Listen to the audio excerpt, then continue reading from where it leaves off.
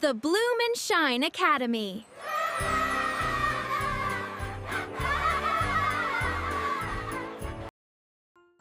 Play safe all day and every day.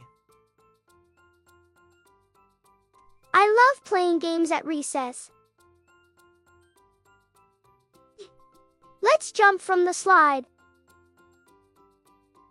Is that safe? It looks fun, but we could get hurt. Is it safe is a great question. Before we play a game, we can ask, is it safe? So jumping from the slide is not a safe game? That's right, we go down the slide on our bottoms. When we play safely, we help protect ourselves from getting hurt. I like playing safe because I can have fun and know that my friends and I are safe.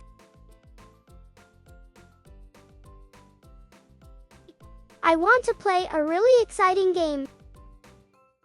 Let's run really fast around the swings. Is that safe?